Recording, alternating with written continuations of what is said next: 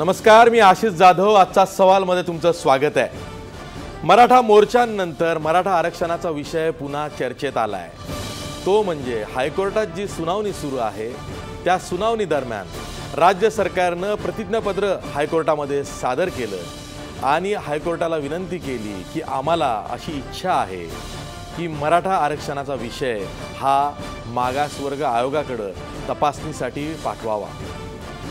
त्यावरती हायकोर्टाचं असं म्हणणं पडलं की तुमची इच्छा असेल, तुमच्या अखत्यारीतला हा निर्णय आहे, तुमचा तुम्हीच घ्या आणि तुम्हाला हवं असेल तर तुम्ही मागासवर्ग आयोगाकडे तपासणीसाठी किंवा निष्कर्षासाठी, सोप्या भाषेत अभिप्रायासाठी हा विषय राज्य मागासवर्ग आयोग याकडे तुम्ही पाठवा.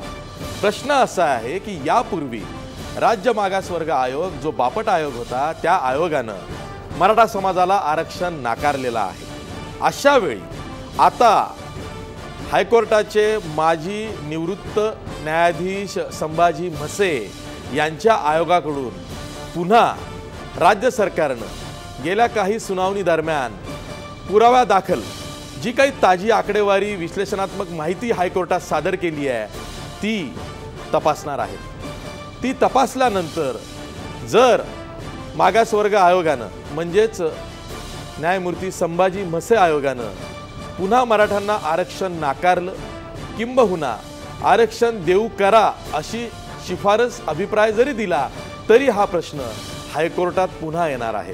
कारण वेगवेगळ्या प्रकारे याचिका दाखल झालेल्या आहेत. प्रत्येक याचिकाकर्त्याचं काही ना काही वेगळं म्हणणं आहे. अशा वेळी मराठा आरक्षणाचा तिढा हा आणखी वाढू शकतो. खास करून अनेकांना असं वाटतंय की हा प्रश्न मराठा आरक्षणाचा राज्य मागासवर्ग आयोगाकडे पाठवल्यामुळं आणखीन त्याला विलंब होऊ शकतो, खितपत पडू शकतो आणि राज्य सरकारला वेगवेगळ्या रोषाला सामोरं जावं लागू शकतं. त्यातच मराठा आरक्षणाचा प्रश्न पुन्हा रस्त्यावरती पेटू शकतो. यावरच आहे, याच गुंतागुंतीवर आहे आपला आजचा सवाल आहे, मराठा आरक्षणाचा विषय राज्य मागासवर्ग आयोगाकडे सोपवणं योग्य राहील का? या आपल्या आजच्या सवालमध्ये काही महत्त्वाचे मुद्दे सुद्धा आहेत. ते खालीलप्रमाणे: मागासवर्ग आयोगानं यापूर्वी मराठ्यांना आरक्षण नाकारलं असताना पुन्हा हा विषय आयोगाकडे पाठवणं योग्य आहे का? मुद्दा क्रमांक 2, राज्य सरकारची हायकोर्टातली पुराव्यांची ताजी माहिती मागासवर्ग आयोग तपासणार म्हणजे नेमकं काय करणार? मुद्दा क्रमांक 3, आयोगाचा निष्कर्ष पुन्हा मराठा आरक्षणाच्या विरोधात गेला तर जबाबदारी सरकार घेईल का? शेवटचा मुद्दा क्रमांक 4, मागासवर्ग आयोगाच्या कामाला विलंब जर का झाला तर आरक्षणाचा प्रश्न पुन्हा रस्त्यावर पेटेल का? हे होते चर्चेचे मुद्दे. चर्चेला सुरुवात करण्यापूर्वी आपल्या पाहुण्यांची ओळख करून घेऊया. आपल्या स्टुडिओमध्ये आहेत राजकीय अभ्यासक, मराठा समाजातलेच एक नेते अजित सावंत. मी तुमची मुद्दावरून तशी ओळख करतो, मला माहिती आहे तुमची भूमिका ही सर्वसमावेशक आहे, तरी पण आज मी तुमची ओळख तुमच्या जातीवरून करून दिली त्याबद्दल मला माफ करा. आपल्यासोबत याचिकाकर्ते आहेत एक मृणाल ढोले पाटील, जे सेव्ह फॉर डेमोक्रेसी या संस्थेचे सदस्य आहेत. आपल्यासोबत स्टुडिओमध्ये मराठा समाजाच्या वतीनं काही लोक कोर्टात गेली होती, त्यातले एक याचिकाकर्ते विनोद पाटील आहेत. आपल्यासोबत सरकारची बाजू लावून धरायला मुख्यमंत्र्यांचे लाडके भाजपचे आमदार राम कदम सुद्धा आहेत. आपल्यासोबत थोड्याच वेळात मराठा समाजाचे आणखीन एक नेते आणि शेकापचे नवे नेते प्रवीण गायकवाड असणार आहेत. पुण्याहून आपल्यासोबत मराठा महासंघाचे नेते राजेंद्र कोंडरे सुद्धा असणार आहेत. तसंच आपल्यासोबत फोनलाईनवरनं राष्ट्रीय ओबीसी महासंघाचे संयोजक बबनराव तायवाडे हे नागपूरवरून असणार आहेत. मी सुरुवातीला विनोद पाटील यांच्याकडे जातो कारण आज दिवसभर ते चर्चेत होते. त्यांचा PR खूप चांगला आहे, त्यामुळं जसं सुनावणी झाली तसं मीडिया त्यांच्याकडे धावला आणि ते मीडियासमोर आले. मीडियासमोर विनोद पाटील तुम्ही जे बोललात ते सोडून द्या, पण नेमकं आज हायकोर्टात काय झालं? आज सुनावणी दरम्यान राज्य सरकारने जे काही मागणी केली होती की आम्ही सदरील प्रकरण हे आयोगाकडे पाठवण्यासाठी तयार आहोत. मूळ मुद्दा असा आहे की आपणच जाधव साहेब स्पष्ट केलं की मागील आयोगाने खूप वर्ष घेतले, खूप दिवस गेले. आमची मागणी अशी होती की मराठा समाजाला जे काही आरक्षण मिळालं ते लागू करा, त्याच्यावर स्थगिती. न्यायालयामध्ये युक्तिवाद याच्यासाठी व्हायला हवा होता की आरक्षण योग्य की अयोग्य, परंतु याला वेगळा टर्न देण्यात आला आणि आम्ही याला चांगलं मानतो, चांगले संकेत मानतो. जर आयोगाने हे फायनल केलं, फक्त राज्य सरकारला आपल्या माध्यमातून विशेषतः राम कदम साहेबांना एवढं विचारू इच्छितो की जर आपल्याला आयोगाकडेच हे प्रकरण पाठवायचं होतं तर 2 वर्षापूर्वी आपण पाठवू शकत होता आणि न्यायालयाने स्पष्ट केलं का तुमचा अधिकार आहे, मग 2 वर्ष आम्हाला का खेळवलं. हा 1 क्रमांकाचा प्रश्न आहे. 2 क्रमांकाचा प्रश्न आहे की मागच्या 10-12 वर्षापासून ही प्रामुख्याने मोठी मागणी, 12 शैक्षणिक पिढ्या आमच्या बर्बाद झाल्या. तर माझं असं मत आहे की यांचं तुम्ही नुकसान भरपाई करणार का. नुकसान भरपाई जरी नाही करू शकले तर उद्या सकाळपासून KG to PG ओपन कॅटेगरीला मोफत शिक्षण करा. आणि तुम्ही आयोगाकडे जर हे प्रकरण पाठवत असाल. नाही विनोद पाटील, मी तुम्हाला प्रश्न काय केला होता, आज कोर्टात काय सांगितलं, माननीय कोर्टानं नेमकं आज काय म्हटलं. साहेब तुम्ही तुमची मागणी रेटू नका. नाही जाधव साहेब, मी आपल्याला हे सांगतो की कोर्टाने स्पष्ट केलं हा राज्य सरकारच्या अखत्यारीतला विषय, राज्य सरकारचे पॉवर्स आहे, त्याच्यासाठी कोर्टाने डायरेक्शन देण्याची गरज नाही आहे. आयोग हा काही उच्च न्यायालयापेक्षा मोठा नसतो. आयोग हा राज्य सरकारने नेमलेला आयोग असतो आणि राज्य सरकार जर कुठला आयोग नेमत असेल तर त्याच्याकडे काय पाठवायचं, काय व्हेरीफाय करायचं राज्य सरकारचा अधिकार आहे, तेच न्यायालयाने सांगितलं. म्हणून आमचं म्हणणं आहे की न्यायालयामध्ये प्रकरण चालू आहे, राज्य सरकारने ताबडतोब उद्याच्या उद्या आयोगाकडे पाठवावं, ते व्हेरीफाय करून घ्यावं, पण तोपर्यंत आमची काही ना काही व्यवस्था झाली पाहिजे. साहेब जाधव साहेब, आपण हा आवाज उचलला पाहिजे. किती दिवस. नाही ठीक आहे मागणीनंतर आधी फॅक्ट्सवरती बोलूया. आपल्याला तोडगा काढायचा आहे ना, तर 100% आपल्यासोबत मृणाल ढोले पाटील आहेत. मृणाल ढोले पाटील, प्रश्न असा आहे की आज हायकोर्टानं सरकारची विचारणा कधी केली, कारण सरकारकडनं तशी इच्छा आहे. प्रश्न असा आहे की आयोगानं यापूर्वी मराठा समाजाला आरक्षण नाकारलेलं आहे. अशा वेळी आयोगाची शिफारस असणं बंधनकारक आहे. ती टाळून जर का आरक्षण देतो म्हटलं तर पुन्हा ते कोर्टात टिकत नाही. म्हणून राज्य सरकारनं प्रतिज्ञापत्र सादर केलं की आम्हाला मागासवर्ग आयोगाकडं हा विषय सोपवण्याची इच्छा आहे आणि त्यावरती मग हायकोर्ट आज जे काही बोललं ते आत्ता विनोद पाटील यांनी सांगितलं. पण हायकोर्टामध्ये तुमचं नेमकं मांडणं काय राहिलंय? सगळ्यात पहिलं म्हणजे मला असं सांगायचं आहे की माननीय मुख्य न्यायाधीश मंजुला चेलूर मॅडम यांनी असं सांगितलं की जे मीडियामध्ये येतं आहे किंवा काही संघटना वेस्टेड इंटरेस्टवाले जे आहेत ते जे सांगतायत ते अतिशय चूक आहे आणि ज्या बातम्या लावल्या जात आहेत त्या चुकीच्या लावल्या जात आहेत की हायकोर्ट ह्यांच्याकडं मागासवर्गीय आयोगाकडं हा प्रकरण नेण्याचा प्रयत्न करते. तसं काही नाही आहे. हायकोर्ट म्हणलं आमचं घेणं देणं नाही, आमच्या समोरचा हा विषय नाही आहे. सरकारला द्यायचं असेल तर देईल, नसेल द्यायचं तर नाही देणार. आम्ही त्याच्यात ओपिनियनही देणार नाही. आणि सलग ही 4थी वेळ आहे मुख्य न्यायाधीशांनी मीडिया आणि काही संघटनांना अतिशय झापलेलं आहे. त्यामुळं आमची मागणी अशी आहे की मुळात आयोगाने 4 वेळा नाकारलेलं आहे. सगळं जर तुम्ही बघितलं तर 1980 साली मंडल कमिशनपासून 37 वर्ष वेगवेगळ्या आयोगांनी, मंडल कमिशन असेल, राष्ट्रीय कमिशन असेल, खत्री कमिशन असेल, बापट कमिशन असेल, त्यांनी नाकारलेलं आहे. आणि आम्ही डेटाचा जो ॲनालिसिस केलेला आहे त्यात असं दिसतंय की दारू जुनीच आहे, फक्त बाटली नवीन आहे. ठीक आहे. आपल्यासोबत बबनराव तायवाडे सुद्धा आहेत. ते राष्ट्रीय OBC महासंघाचे संयोजक आहेत. तायवाडे सर, आज हायकोर्टाने असं सांगितलं राज्य सरकारला की जर का तुम्हाला पाठवायची इच्छा असेल राज्य मागासवर्ग आयोगाकडे हे प्रकरण किंवा हा विषय, तर तुम्ही पाठवू शकता. आणि राज्य सरकारची तशी इच्छा आहेच, कारण आयोगाच्या शिफारशीशिवाय पुढे जाता येणार नाही किंवा हे प्रकरण कोर्टात टिकणार नाही हे राज्य सरकारला माहिती आहे. तुमचं आता म्हणणं काय आहे? OBC महासंघाचं म्हणणं काय आहे? काय दिसतंय तुम्हाला यात? नाही, हे बघा कसं आहे की OBC महासंघाची सुरुवातीपासून ही भूमिका राहिलेली आहे की जर शासनाला मराठा कम्युनिटीला आरक्षण द्यायचं असेल तर त्यांनी स्वतंत्र आरक्षण द्यावं, त्याला आमचा कधी विरोध नाही. पण यापूर्वी सुद्धा 3-4दा ते आरक्षण नाकारण्यात आलेलं आहे आणि पुन्हा आता तीच पळवाट काढून आयोगाकडे ते पाठवायचं आणि आयोगाकडनं करून घ्यायचा प्रयत्न सरकारचा दिसतो आहे. ही पूर्णतः फसवेगिरी आहे. शासनाला आणि सर्वांना माहित आहे की सर्वोच्च न्यायालयाच्या निर्णयानुसार 50% वर आरक्षण देता येत नाही आणि म्हणून आता दुसऱ्या मार्गाने यांना OBC मध्ये समाविष्ट करण्याचा हा प्रयत्न असावा असं आमच्या OBC लोकांना वाटतं. आणि तो जर होत असेल तर तो पूर्णतः चुकीचा आहे. आणि म्हणून शासनाला वाटत असेल, जसं उच्च न्यायालयाने म्हटलं आहे की तो राज्य सरकारचा निर्णय आहे त्यांनी स्वतंत्रपणे मराठ्यांना जर आरक्षण दिलं तर कोणाचाही कधीही काही विरोध राहणार नाही. पण जर ओबीसी मध्ये त्यांचा समावेश करून ओबीसीच्या कोट्यामधनं आरक्षण देण्याचा प्रयत्न केला, नक्कीच महाराष्ट्रातील ओबीसी वर्ग त्याचा विरोध केल्याशिवाय राहणार. हॅलो. आहे की राज्य मागास आयोग जो आधी बापट आयोग होता, त्या बापट आयोगानं मराठा समाजाला आरक्षण नाकारलं होतं, कारण निष्कर्ष काढताना जे काही मतदान झालं होतं त्या मतदानाच्या आधारे मराठा समाजाला आरक्षण नाकारलं गेलं होतं.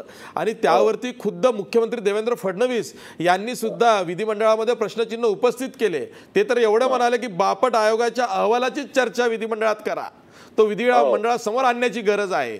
मग यामध्ये राज्य सरकारची काही वेगळी भूमिका, काही वेगळा संशय तुम्हाला येतोय का? नाही, नक्कीच येतोय. हे बघा, बापट आयोगांनी नाकारलं, त्याच्यानंतर राणे साहेबांनी शिफारस केली होती, ते सुद्धा न्यायालयाने नाकारलं. आणि आता असं आहे की आता पुन्हा करून आता वेगळ्या मार्गाने जाऊन मग कुठेतरी यांना ओबीसी डिक्लेअर करायचं. आम्हाला तर जो संशय वाटतो आहे किंवा राज्य आयोगाकडून ते वधवून घ्यायचं की बा हे ओबीसीच होते आणि त्यांना यांचा ओबीसी मध्ये समावेश करण्यात यावा. आणि ओबीसीला जे काही या राज्यामध्ये 19% आरक्षण दिले जाते त्याच्या माध्यमातून त्यांना आरक्षण द्यावं अशी खेळी ही राज्य शासनाची असावी, असा संशय संपूर्ण ओबीसी वर्गाचा वाटतो आहे. आणि असं जर झालं तर ते ओबीसी वर्ग कधीही सहन करणार. ठीक आहे बबनराव तायवाडे, तुम्ही महाराष्ट्रवंशी बोलल्याबद्दल धन्यवाद. विनोद पाटील, तुम्ही ऐकलं, संशय वेगवेगळ्या पद्धतीनं घेतला जातोय. राज्य सरकार आणि मराठा समाजाची याचिकाकर्ते यांच्यामध्ये काही संगनमत झालं आहे का? मागासवर्ग आयोगावरती ज्यांची नेमणूक झालेली आहे त्यांच्या माध्यमातून काही वेगळं करायचं आहे का? सध्याच्या ओबीसी एक्झिस्टिंग कोट्यामध्येच मराठ्यांचा समावेश करून इतरांच्या आरक्षणाला धक्का लावायचा आहे का? किंवा वेगळा संवर्ग करून पुन्हा आहे त्याच टक्केवारीत मराठा समाजाला घुसवायचं का? अशी वेगवेगळी शंका घेतली जाते आहे. त्यातून महाराष्ट्रातला म्हणतोय एकूण आरक्षणाचा तिढा वाढेल असं वाटत नाही? नाही, सर्वप्रथम प्रश्न असा आहे की आरक्षण कसं द्यावं हा संपूर्णतः राज्य सरकारचा अधिकार आहे. आणि आमची मागणीच ती आहे की राज्य सरकारने तो अधिकाराचा वापर करावा. हा आयोगाचा प्रश्न आला कुठून? जर आपण याचं जर सखोल चौकशी जर केली, खोलात जर गेला, तर काही लोक समोर उभं करण्यात आले. ते कोणी केलं, कुठल्या वृत्तीने केलं मला कल्पना नाही. आणि त्यांनी हा खेळ मांडला की आयोगाकडे पाठवा, आयोगाकडे पाठवू नका. आज न्यायालयाने स्पष्ट केलं आहे की आयोगाकडे पाठवायचं का नाही पाठवायचं हा तुमचा अधिकार आहे. आणि आपण जो प्रश्न विचारला जातो साहेब की याच्यामुळे काय तिढा वाढेल का किंवा काय नुकसान होईल, मुळीच होणार नाही. की आपल्या प्रिॲम्बलप्रमाणे, राज्यघटनेप्रमाणे जो समाज, जो वर्ग मागासलेला आहे त्याला अधिकार आहे आरक्षण घेण्याच्या, मुख्य प्रवाहामध्ये येण्यासाठी. आणि आम्ही ज्या पद्धतीने आरक्षण मागितलं, आम्ही राजकीय आरक्षण मागितलेलं नाही, आम्ही शैक्षणिक मागितलं आहे आणि नोकऱ्यामध्ये मागितलं. राज्य सरकारने ठरावं, विशेष बाब म्हणून द्यावा का? त्यांनी तामिळनाडूचा आदर्श घ्यावा. इतर राज्यामध्ये आहे, ओरिसामध्ये आहे, केरळमध्ये आहे. काय कुठल्या धर्तीवर करायचा राज्य सरकारचा विषय. विशेष घटक म्हणून आम्हाला द्यायचा का, ओबीसीमध्ये टाकायचा का, हा आमचा प्रश्नच नाही, आमची मागणीच नाही. आम्ही दिशाहीन आता होणार नाही. आमचं टार्गेट एकच आहे की आम्हाला आरक्षण पाहिजे आणि हक्काचं आरक्षण पाहिजे. तो कसं द्यावा तो राज्य सरकारचा अधिकार आहे. ठीक आहे. आपल्यासोबत राजेंद्र कोंढरे सुद्धा आहेत, अखिल भारतीय मराठा महासंघाचे नेते आहेत. राजेंद्र कोंढरे, महाराष्ट्र वनमध्ये तुमचं स्वागत आहे. प्रश्न असा आहे की आता हे ठरलेलंच आहे की मराठा आरक्षणाचा विषय हा राज्य मागासवर्ग आयोगाकडे म्हणजे न्यायमूर्ती संभाजी म्हसे यांच्या आयोगासमोर न्यायचाच आहे. पण याआधी बापट आयोगानं मराठा समाजाला आरक्षण नाकारलेलं आहे. अशा वेळी संभाजी म्हसे आयोग नेमकं या प्रश्नाकडे कसं बघू शकतं, काय करू शकतं, त्यांच्याकडे नेमके काय अधिकार आहेत? आणि राज्य सरकारने पुरावा दाखल हायकोर्टामध्ये जी माहिती, आकडेवारी किंवा विश्लेषणात्मक माहिती दिलेली आहे ती तपासण्याचा त्यांना अधिकार आहे का? तांत्रिक मुद्दा आहे, याचं उत्तर काय मी आता देऊ शकत नाही. पण आज न्यायालयामध्ये असा एक विषय झाला की राज्य सरकारकडे जो आता ऍफिडेव्हिट मध्ये डेटा दाखल केलेला आहे तो डेटा तपासण्यासाठी अथॉरिटीची गरज होती आणि त्याप्रमाणे आयोगाकडे द्यावा का या बाबतीमध्ये न्यायालयाने सर्वच वादी आणि स्थिती सगळ्यांना विचारलं होतं. त्याप्रमाणे राज्य शासनाने आज एक ऍफिडेव्हिट दाखल करून हा संबंध डेटा राज्य मागासवर्ग आयोगाकडे पाठवण्यासाठी काही हरकत नाही असं सांगितलं आणि त्यावर न्यायालयाने असा सांगितलं की जर तो पाठवायचा असेल तर राज्य शासन स्वतःच्या अधिकारामध्ये पाठवू शकतं. आता राज्य शासनाने जर हा आयोगाचा जो डेटा जर आयोगाकडे पाठवला तर राज्य मागासवर्ग आयोगाचा जो कायदा आहे त्या कायद्यामध्ये कोणत्याही समाजाचं लिस्टिंग करणं आणि त्याला त्याच्यामधलं बाहेर काढणं हे आयोगाचं नियत काम आहे. आणि त्याप्रमाणे जे मागासवर्गाच्या बाहेर राहिलेले लोक आहेत यांचं सातत्याने पुनर्निरीक्षण करणं हे आयोगाचं काम आहे. त्यामुळे मला असं वाटत नाही की आयोगाकडे डेटा पाठवल्यानंतर त्याच्यामध्ये काही मोठी अडचण येईल. प्रश्न असा आहे की आयोगाकडे डेटा गेल्यानंतर तो आयोगाच्या पुनर्निरीक्षणाखाली आल्यानंतर त्यांनी जे गव्हर्नमेंट ऑफ महाराष्ट्राने जो डेटा तिथं सबमिट केलेला आहे त्याच्यामध्ये मग तो डेटा तपासण्याची जी तरतूद ज्याप्रमाणे कायद्यात असेल त्याप्रमाणे आयोग ते निश्चितपणे करण्याचा प्रयत्न करेल. त्या बाबतीमध्ये राज्य शासनाचे जे विधिज्ञ लोक आहेत, ॲडव्होकेट जनरल असतील, ते त्या बाबतीमध्ये स्पष्ट मत मांडू शकते. ठीक आहे, आपल्यासोबत भाजपचे आमदार, सरकारचे प्रतिनिधी आमदार राम कदम आहेत. राम कदम, हायकोर्टानं राज्य सरकारला 4 वेळा फटकारल्यानंतर राज्य सरकारनं प्रतिज्ञापत्र सादर केलं. फटकारलं म्हणजे सौम्य भाषेत, की सांगितलं काय करायचं आहे पुढं सांगा, कळत काहीच नाही आहे, काय नेमकं करायचं आहे, तुम्हाला आरक्षण द्यायचं आहे नाही द्यायचं आहे, असं हायकोर्टानं राज्य सरकारला म्हटलं. कारण राज्य मागासवर्ग आयोगाकडं हा विषय नेणं गरजेचं आहे असं राज्य सरकारच्या लक्षात आलं. प्रश्न असा आहे की आता मागासवर्ग आयोगाकडे जेव्हा हे प्रकरण जाईल तेव्हा त्याला विलंब लागणार आहे. आणि ज्या पद्धतीनं मराठा मोर्चे इतक्या मोठ्या प्रमाणात इतक्या तीव्र भावनेनं निघालेले आहेत, तो समाज एवढी वाट बघू शकेल का? तो रोष फेस करण्याची तयारी राज्य सरकारची आहे का?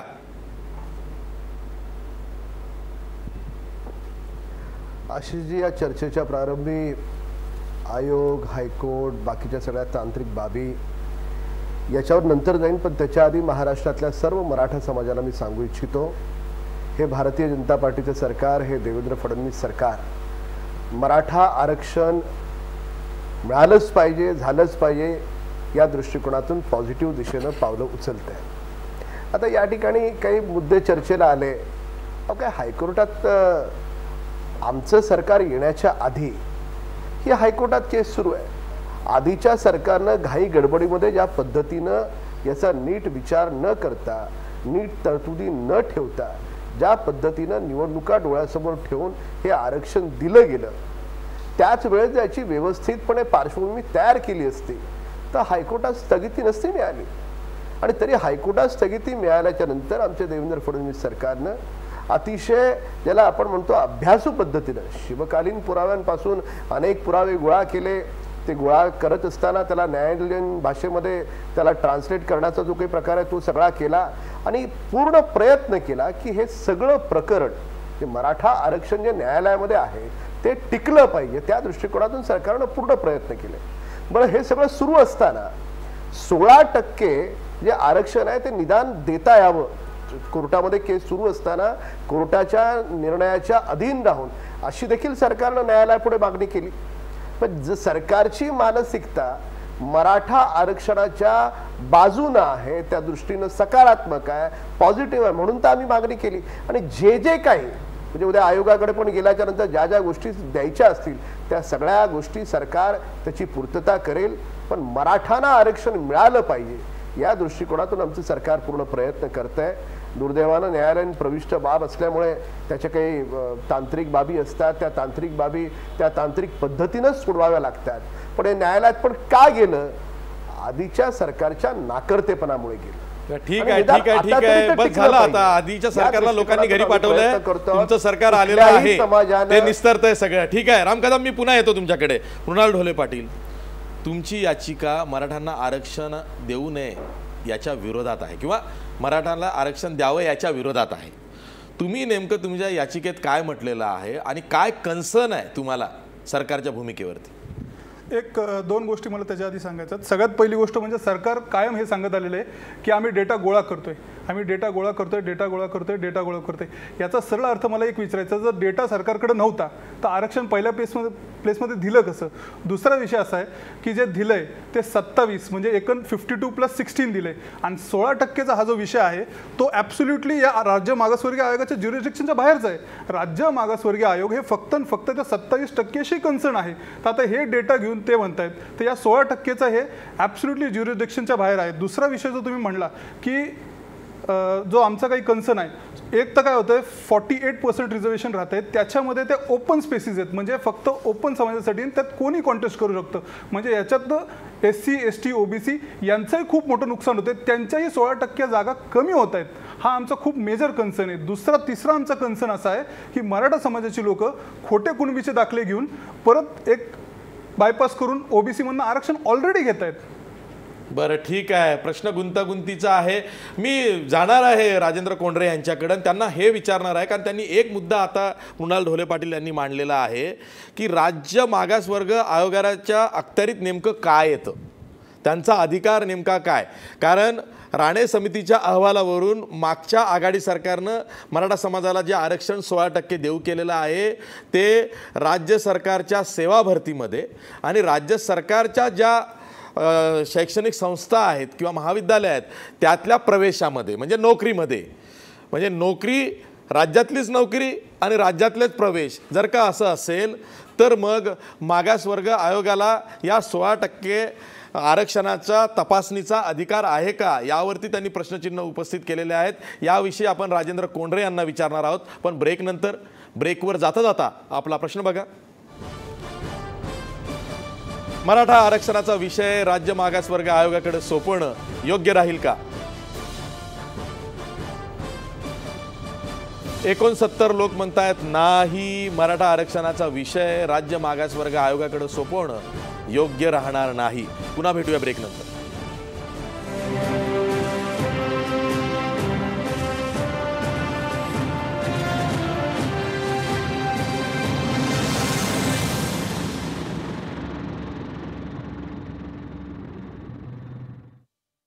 ब्रेकनंतर पुन्हा तुमचं स्वागत. मी थेट जातोय पुण्याला राजेंद्र कोंढरे यांच्याकडं. राजेंद्र कोंढरे, एक तांत्रिक मुद्दा उपस्थित झालेला आहे. खरंच मागासवर्ग आयोगाला हा अधिकार आहे का की मागच्या सरकारने मराठा समाजाला जे 16% आरक्षण राज्यातल्या शिक्षणात आणि राज्यातल्या सेवा भरतीमध्ये दिलेलं आहे त्याबाबत काही अभिप्राय किंवा निष्कर्ष काढण्याचा? पहिली गोष्ट अशी आहे, टक्केवारी एका आयोगाचा भाग येत नाही हे आपण पहिलं समजून घेतलं पाहिजे. आवाज येतोय का? हो, बोला. टक्केवारी एका आयोगाचा विषय येत नाहीये. नागरिकांच्या कोणत्याही एक जाती समूह असेल किंवा प्रवर्ग असेल याचं सामाजिक शैक्षणिक मागासलेपण शोधून त्याचं संशोधन करून त्या जातींचा समावेश करणे आणि त्या असलेल्या जातींचं पुनर्लेखन करून अशा जाती जर प्रगट झालेल्या असतील तर त्या सुद्धा त्या सूचीमधनं बाहेर काढणं हे मागासवर्ग आयोगाचं मुख्य काम आहे.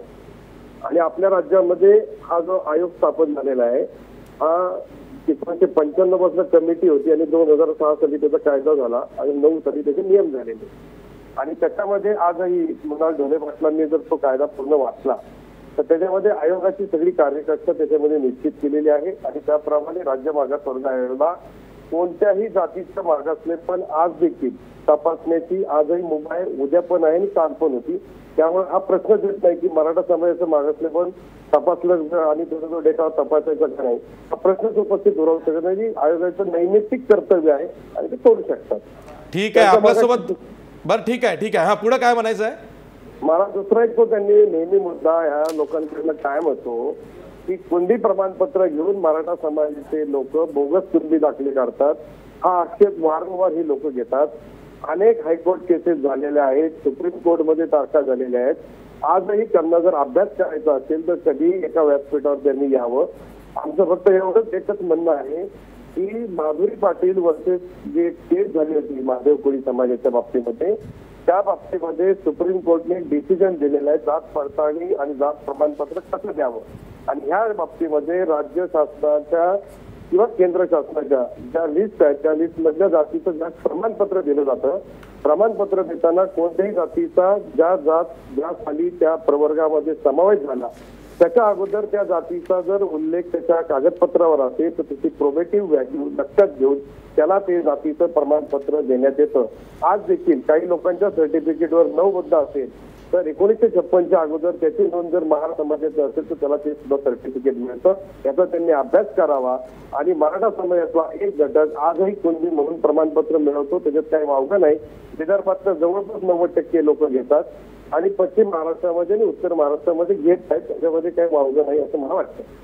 आणि मराठवाड्यामध्ये सुद्धा निजाम सरकारच्या काळामध्ये बहुतेक कुणबी समाजाला मराठा समाज म्हणून प्रमाणपत्र दिलं गेलं, त्यामुळं मराठा अशी जात लागली गेली. हेही खरं आहे. मिळत होतं तिथं कुणबी प्रमाणपत्र, परंतु आपल्या राज्यामध्ये 1960च्या अगोदरचं जो राज्य होतं महाराष्ट्र, त्याच्यामध्ये मुंबई प्रांत, मराठवाडा आणि निजाम स्टेट जे होतं आणि तिसरं होतं ते सीपी बेरार होतं. तर सीपी बेरार मध्ये जात लिहिण्याच्या पद्धती वेगळ्या होत्या आणि मराठवाड्यामध्ये निजाम स्टेट असल्यामुळे काही बॉर्डरचे जिल्हे विदर्भाशी कनेक्टेड आहेत, तिथं कुणबी नोंदी झाल्या. परंतु ते निजाम स्टेट असल्यामुळे मराठा, मरगट्टा आणि मराठा अशा काही काही नोंदी लागल्या. काही ज्यांच्या नोंदी कुणबी आहेत त्यांना कुणबी प्रमाणपत्र आजही मिळू शकतं. त्यामुळे ज्याच्या जातीची नोंद ही प्रवर्गात समावेश अगोदरची असेल तर ती जातीचं प्रमाणपत्र अनेक जातींना आज मिळतं. ते फक्त मराठ्यांनाच मिळतं अशातला भाग नाही. आणि ढोले पाटलांनी त्याचा अभ्यास करावा. मराठा हा प्रवर्ग आहे, तो काय एक कास्ट म्हणून गणला जात नाही. काही ठिकाणी तो प्रादेशिक वाचक आहे, काही अभिमान वाचक आहे आणि काही ठिकाणी तो जात वाचक म्हणून आहे आणि समूह वाचक आहे. त्यामुळे ह्या सगळ्याचा अन्वयार्थ एका चष्म्यातनं बघणं चुकीचं ठरेल. कारण ज्यावेळेस एखादा मोठा विषय व्याप्ती मोठी असते त्यावेळेस त्या व्याप्तीचा सर्वांगाने विचार करून त्याचं अनालिसिस करून निष्कर्ष काढणं आणि त्याच्यावर निर्णय घेणे खरं अभिप्रेत असतं. आणि म्हणून मराठा समाजाचं मागासलेपणाचं, त्याचं शैक्षणिक मागासलेपण आजचं आहे, त्याचं नोकरीतलं प्रतिनिधित्व आजचं तपासलं पाहिजे. आज ओबीसी मध्ये असलेल्या जाती आहेत त्या 1950च्या अगोदरच्या लिस्टमध्ये त्याच कॅरी फॉरवर्ड 67ला झाल्या, त्याच नंतर मंडल कमिशन मध्ये आल्या आणि त्याच नंतर पुढे आलेल्या आहेत. त्याच्यामध्ये आज ज्या जातींचा समावेश झाला त्याच्यातले 2-5 नव्याने आल्या. याचा अर्थ पूर्वीच्या जातींना आज जर ते म्हणतात की मराठा मागासलेला नाही, मग 42वी यादीमध्ये समावेश मराठ्यांचा होता, मग त्यांच्यावर का अन्याय करायचा? सर्वांना तुम्ही त्याच्यामध्ये घेतलंय, 67ला तुम्ही सर्वांना घेतले. मग आज मराठा समाजाची जर सामाजिक, आर्थिक आणि शैक्षणिक परिस्थिती बिकट असेल, त्याचं प्रतिनिधित्व कुठेतरी कमी पडत असेल तर त्याचं एक सोशल आणि एज्युकेशनल बॅकवर्डनेस तपासून जर आरक्षण देण्यास सरकार कटिबद्ध असेल तर सरकारने ते द्यावं अशी आमची आग्रही मागणी आहे. आणि तुमच्या पाठातलं आम्ही काही काढून घेत नाही, पण आम्हाला जे हक्काचं मिळवायचे ते मिळवण्यामध्ये तरी तुम्ही कोण अडथळे आणू नका. ठीक आहे ठीक आहे ठीक आहे ठीक आहे ठीक आहे ठीक आहे राजेंद्र कोंडरे, मी पुन्हा जातोय तुमच्या जुन्या सहकार्याकडे. ते आता शेकापमध्ये गेले आहेत म्हणून जुने सहकारी म्हटलेलं आहे, प्रवीण गायकवाड यांच्याकडे.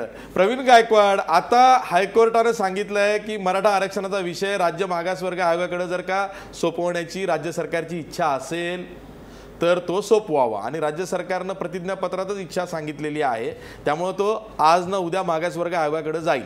प्रश्न असा आहे की मराठा समाजाला ज्यांना आरक्षण नाही त्यांना आरक्षण द्यायचं असेल तर ज्यांना आरक्षण नाही त्यांना सामाजिकदृष्ट्या मागासलेले आहेत हे सिद्ध करावं लागेल. दुसरा प्रश्न असा आहे की मग आरक्षण द्यायचं आहे तर नेमकं कोणत्या कोट्यातून द्यायचं आहे? तुमचं काय मत आहे? आरक्षण हा जो विषय आहे हा स्वतंत्र भारतापासून खरं तर गेली 50-60 वर्ष वेगवेगळ्या प्रकारे पुढे आला आहे. आत्ता जो विषय आलेला आहे तो फार महत्त्वाचा आहे की नारायण राणे समितीचा 16% शिफारस मराठा समाजाला जी आहे ती एज्युकेशनली सोशल बॅकवर्डनेसच्या नावाखाली हा एक नवीन वर्ग तयार झालेला आहे आणि त्याला चॅलेंज केलेलं आहे हायकोर्टामध्ये. आता त्या पार्श्वभूमीवर ज्या वेळेस आम्ही हायकोर्टात जातो त्यावेळेस हायकोर्टाकडे हा विषय येतो की सोशल बॅकवर्डनेस सिद्ध करा.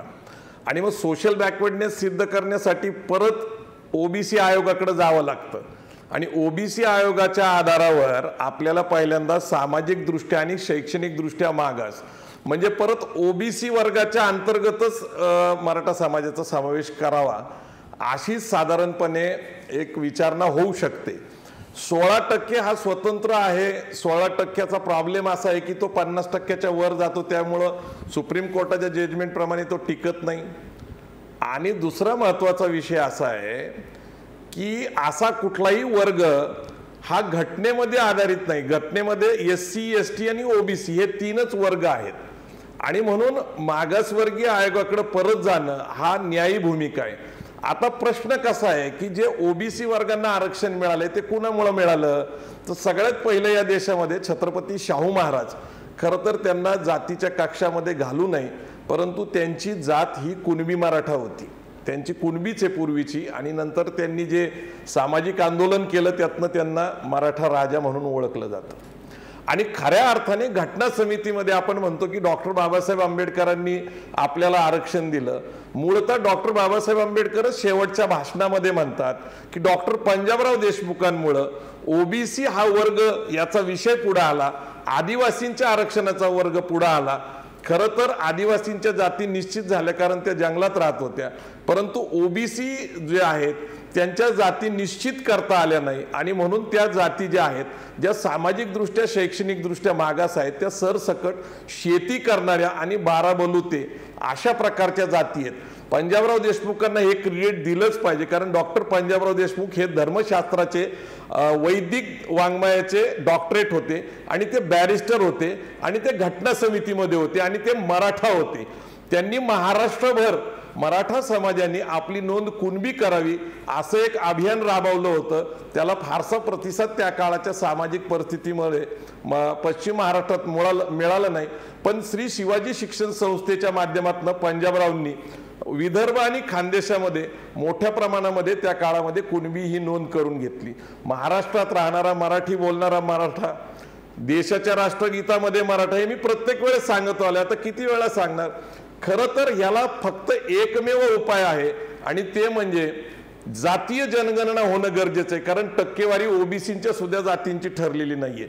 आणि जातीय जनगणना आणि नचिपन कमिटीचा अहवाल जो 2005 पासून केंद्र सरकारकडे पडून आहे. खासदार सुदर्शन नचिपन यांच्याबरोबर 11 खासदार होते आणि त्यांनी अत्यंत स्पष्टपणे सांगितलंय की ज्या जातींना आरक्षण मिळालं नाही, आता जाटांचं आंदोलन चालू आहे, गुज्जरांचं आंदोलन चालू आहे, पटेलांचं आंदोलन, ह्या सगळ्या जाती आहेत. आपण आर्थिक निकषावर आरक्षण देऊ शकत नाही हे 1992 इंदिरा साहनी विरुद्ध भारत सरकारमध्ये स्पष्ट झाले. म्हणून आपल्याला कायदेशीर तरतुदी करून आणि ज्या शेतकरी जाती आता आर्थिकदृष्ट्या कोलमडलेल्या आहेत, कारण शेती परवडत नाही, त्याची अनेक कारणं आहेत, शेतकरी आत्महत्या त्यातला फार मोठा विषय आहे.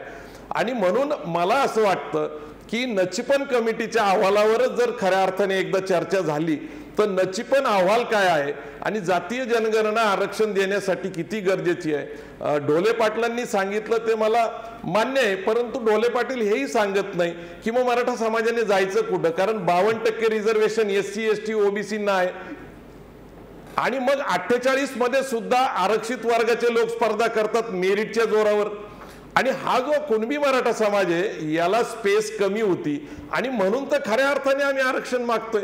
मग 48% जर SC ST OBC जर आले नाही तर मराठा समाजाच्या इतर लोकांना स्पर्धा करायला संधी राहते. याला जो चेमला आहे म्हणजे सँडविच झालेला आहे समाजाचा, मराठा समाजाचा जो सँडविच झालेला आहे त्याला कुठंतरी मोकळी करण्यासाठी तुम्ही लक्षात घ्या की मराठा क्रांती मोर्चाला जी संख्या बाहेर पडली होती 10 लाख 15 लाख 25 लाख, समाजामध्ये प्रचंड अनास्था आहे, मुलांना शिक्षण मिळत नाही, नोकरी मिळत नाही. मला या ठिकाणी एक नमूद करायचे, सामाजिक दृष्ट्या मागासलेपणा सिद्ध करायला अगदी OBC वर्गाला परत शिवाजी महाराजांकडे जावं लागतं कारण त्यांचा राज्याभिषेक शूद्र म्हणून नाकारला होता. तुकाराम महाराजांकडे जावं लागतं कारण त्यांची गाथा बुडवली होती ते शूद्र म्हणून. आणि शाहू महाराजांचं वेदउक्त प्रकरण, कारण इथली वर्ण व्यवस्था ब्राह्मण क्षत्रिय वैश्य आणि शूद्र, नंतर क्षत्रिय परशुरामाने 21 वेळा निक्षत्रिय केली पृथ्वी आणि म्हणून क्षत्रिय शिल्लक नाही आणि म्हणून 2च वर्ण ब्राह्मण आणि शूद्र हे 2च वर्ण आहे. आणि शूद्र वर्ण जर सिद्ध करायचं असेल तर मराठा समाजाच्या संत आणि महापुरुषाचाच आधार घ्यावा लागतो. मी स्वतः मराठे शूद्र पुस्तक लिहिलेले आणि मराठे शूद्र पुस्तकाच्या आधारे वैदिक धर्म ब्राह्मण ग्रंथ ह्या सगळ्याच्या आधारे सिद्ध होतं की मराठा कुणबी समाज हा खऱ्या अर्थाने आरक्षणाचा लाभधारक झाला पाहिजे. मला एक गोष्ट फक्त इथं सांगायची आहे की खत्री आयोगाने 1 जून 2004ला कुणबी या सदरामध्ये लेवा पाटील यांचा समावेश केला आणि त्याचबरोबर मराठा कुणबी आणि कुणबी मराठा असं ज्या वेळेस त्यांनी त्याच्यामध्ये समावेश केलं, मला एक कळत नाही तिथं खत्री आयोगाने मराठा धनगर म्हटलं नाही, मराठा माळी म्हटलं नाही, मराठा साळी म्हटलं नाही. मग मराठा कुणबी आणि कुणबी मराठा असं म्हणत असताना त्याचा ध्वनित अर्थ असा होतो की मराठा आणि कुणबी यांची जात एकच आहे.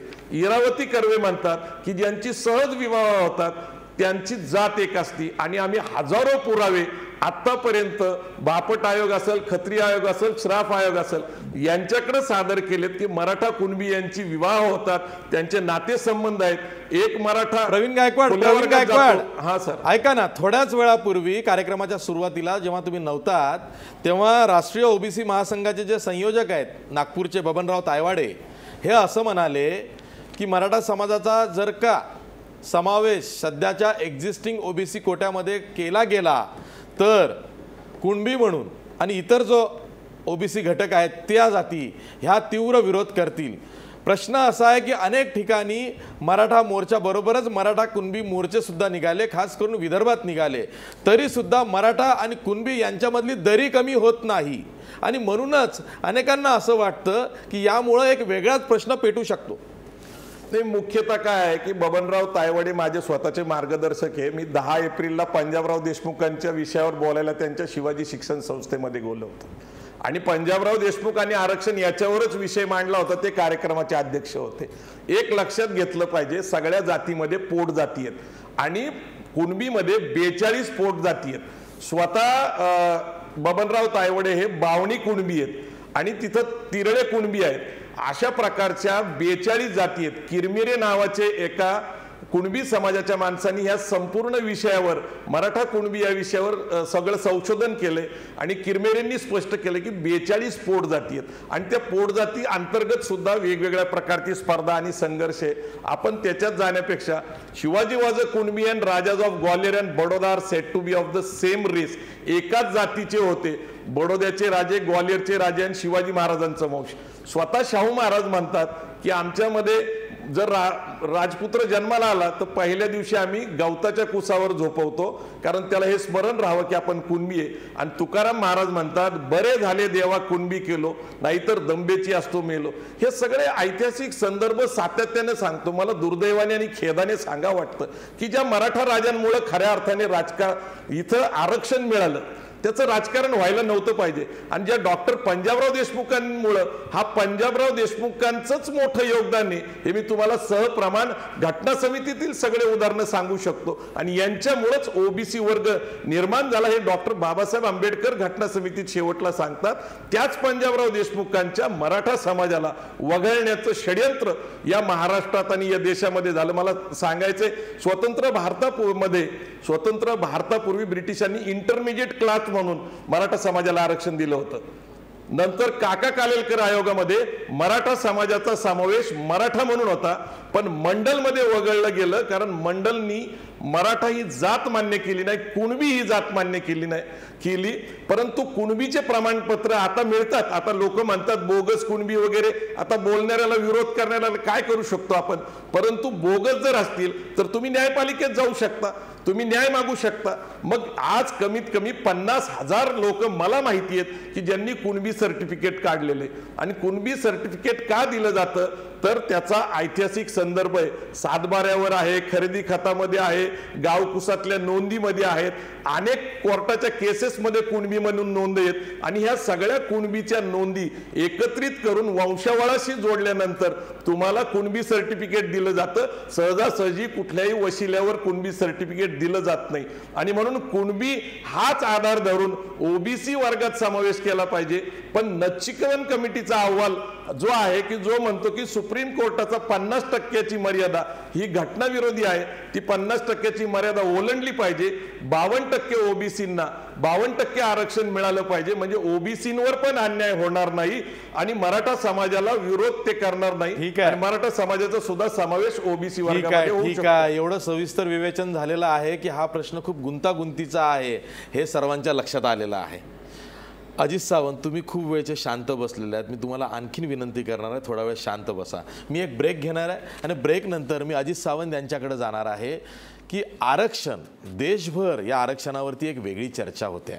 काही दिवसांपूर्वी पुण्याच्या ज्या महापौर आहेत मुक्ता टिळक ह्या असं म्हणाला की आरक्षणामुळंच ब्राह्मण मुलं ही परदेशात जात आहेत, ब्रेन ड्रेन होत आहे. त्यामुळं यावरती मतमतांतरं आहेत की आर्थिक निकषावरती सरसकट आरक्षण लागू करावा का, कुठल्याही समाजातली, मग ती गरीब व्यक्ती असेल, आर्थिकदृष्ट्या कमकुवत असेल, त्याला आरक्षण द्यावं का, हाही एक मतप्रभाव आहे. त्याविषयी सुद्धा आपण चर्चा करणार आहोत. पण ब्रेकनंतर, ब्रेकवर जाता जाता आपला प्रश्न बघा. मराठा आरक्षणाचा विषय राज्य मागासवर्ग आयोगाकडे सोपवणं योग्य राहील का? 74% लोक म्हणतायत नाही, मराठा आरक्षणाचा विषय राज्य मागासवर्ग आयोगाकडे सोपवणं योग्य राहणार नाही. लोकांच्या हे लक्षात आलेलं आहे की हा आरक्षणाचा प्रश्न भलताच किचकट आहे, एवढं सोपं उत्तर त्याचं नाही आहे. एक ब्रेक घेणार आहोत, पुन्हा भेटूया ब्रेकनंतर.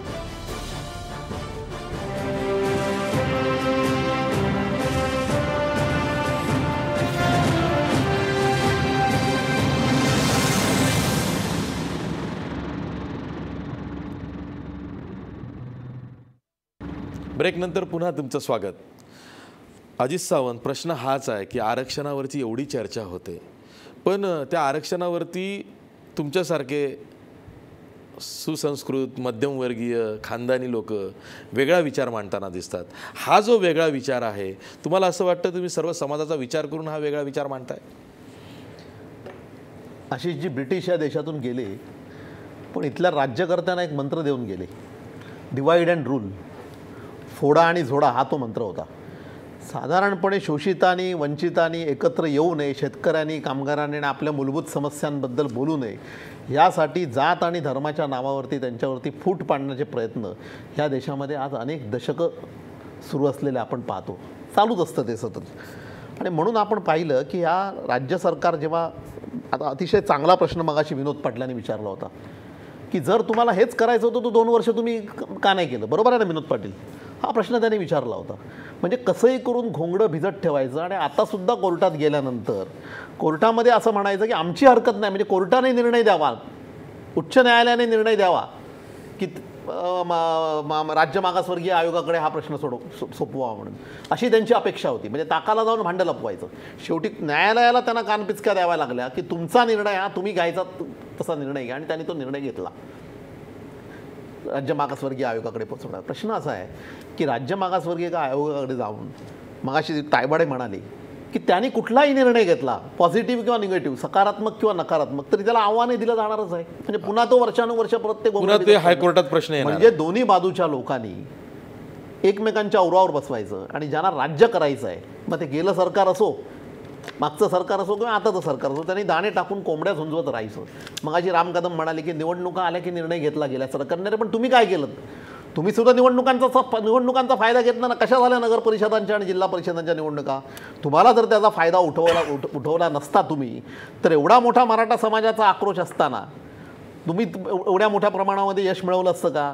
म्हणजे तुम्ही सुद्धा निवडणुकांच्या दृष्टिकोनाने राजकारण केलं. प्रश्न असा आहे की दोन्ही बाजूचे समाज, मग ते ओबीसी असतील किंवा मराठा समाज असेल, हे या आरक्षणाच्या भूलभुलैयामध्ये अडकून मूलभूत प्रश्नांकडे दुर्लक्ष करतात.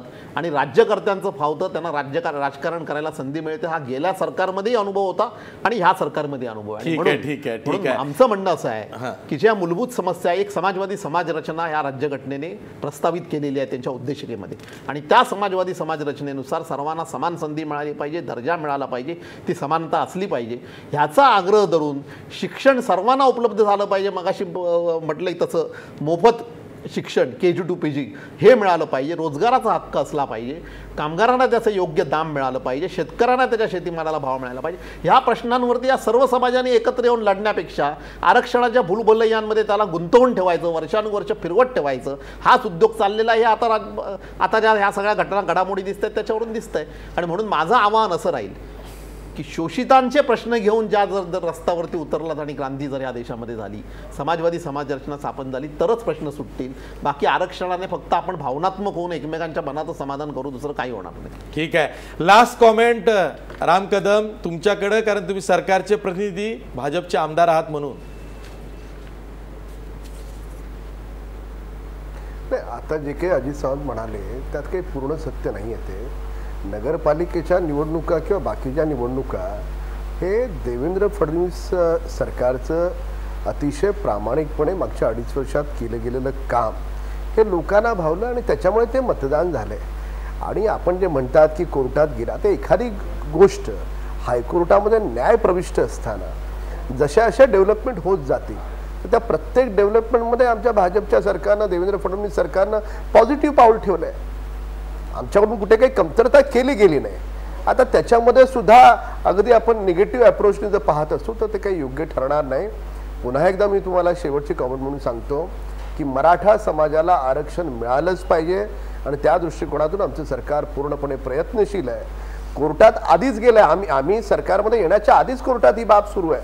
त्याच्यामुळे न्यायालयाची लढाई, जी कागदाची लढाई कागदावरच जिंकावी लागते आणि त्या दृष्टिकोनातून सरकार पूर्णपणे प्रयत्न करते. कोणी काहीही म्हणो की कुठल्याही आरक्षणाला धक्का न लावता मराठा समाजाला सुद्धा आरक्षण मिळालंच पाहिजे, अशा प्रकारची आमची अत्यंत सुस्पष्ट भूमिका आहे. ठीक आहे, मी शेवटी राजेंद्र कोंढरे यांच्याकडे जाणार आहे. राजेंद्र कोंढरे, मी जेव्हा माजी न्यायमूर्ती, निवृत्त न्यायमूर्ती PB सावंत यांचा इंटरव्ह्यू केला होता तेव्हा ते असं म्हणाले होते की इंदिरा साहनीचं जजमेंट देताना तेव्हा असं होतं की बहुतेक समाज हा पुढारलेला आहे आणि खूप थोडा समाज किंबहुना निंबा समाज हा मागासलेला आहे, म्हणून ती जी लिमिट आहे ती 50% होती. पण आज जे दिसत आहे त्यामध्ये बहुतेक समाज हा काळाच्या ओघात मागासलेला झालेला आहे आणि थोडा समाज हा पुढारलेला आहे.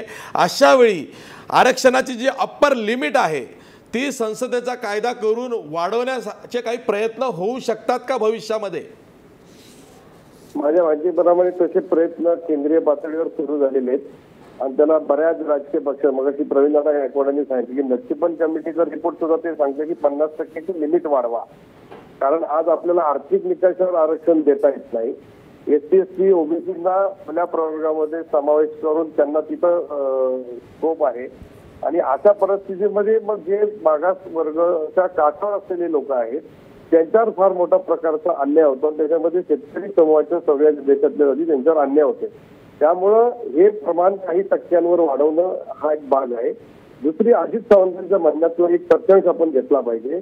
संधीची समानता देताना इथं व्यापक स्वरूपामध्ये संसाधनं उपलब्ध होणं गरजेचं आहे, व्यापक शिक्षण उपलब्ध होणं गरजेचं आहे. आता जेवायला कमी असल्यामुळे भांडण जास्त होतंय आणि म्हणून जो आतमध्ये घालत आहे तो दुसऱ्याला आतमध्ये घ्यायला तयार नाही आणि याच्यातनं संघर्ष वाढत जाते. म्हणून सरकारचं आणि सगळ्या व्यवस्थेचं एक पहिलं आपल्याला लक्ष ठेवावं लागेल. ठीक आहे. सर्व क्षेत्रामध्ये व्यापक संधी मिळण्यासाठी, सर्व समाजाला व्यापक न्याय निर्णयासाठी एक योग्य व्यवस्था निर्माण करणं हे खरं त्याच्यातला अंतिम निर्णय आणि अंतिम साध्य तेच असायला पाहिजे. ठीक आहे. विनोद पाटील, तुम्हाला काय म्हणायचं अगदी थोडक्यात 20 सेकंद? माझं राम कदम साहेबांना असं म्हणणं आहे की आरक्षण मिळेपर्यंत मराठा समाजाच्या विद्यार्थ्यांसाठी आपण काही स्वतंत्र योजना राबवणार आहात का? जसं आमची मागणी KG to PG मोफत शिक्षण मिळालं पाहिजे. नाही, मागणी रेटण्याचा हा कार्यक्रम नाही आहे. नाही, विनोद पाटील थोडं थांबा. त्यांच्याकडे तो अधिकारी नाही, मुख्यमंत्री ठरवतील, राज्य सरकार ठरवेल. प्रश्न असा आहे की एकूणच मराठा समाजाच्या आरक्षणाचा विषय हा गुंतागुंतीचा आहे आणि हार्ड फॅक्ट जर का सांगायला गेलं तर हा मुद्दा आणखी भावनिक होतो, रोषाचा होतो. त्यामुळं बोलण्यावर सुद्धा आमच्यासारख्या पत्रकारांना मर्यादा येतात, कारण विषय हा समाजाचा होतो. एका समाजाच्या बाजूनं तुम्ही बोलताय, दुसऱ्या समाजाला तुम्ही नाहक त्रास देताय, असे आरोप होत आहेत. त्यामुळं हा न्यायालयात लढा गेलेला आहे. न्यायालयानं आता तो मागासवर्ग आयोगाकडे पाठवलेला आहे. आता बघायचं आहे मागासवर्ग आयोग नेमकं यामध्ये काय अभिप्राय देतं आहे, काय निष्कर्ष काढतं आहे आणि त्यावरती पुन्हा माननीय हायकोर्टाची काय भूमिका आणि काय निर्णय असणार आहे. आज आपण इथंच थांबूया. मी पुन्हा सर्व पाहुण्यांचे आभार मानतो. जाता जाता आपला प्रश्न बघा. मराठा आरक्षणाचा विषय राज्य मागासवर्ग आयोगाकडे सोपवणं योग्य राहील का?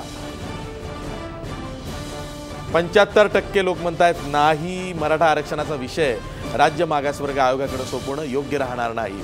आज इथंच थांबूया. पहा फक्त महाराष्ट्रवर.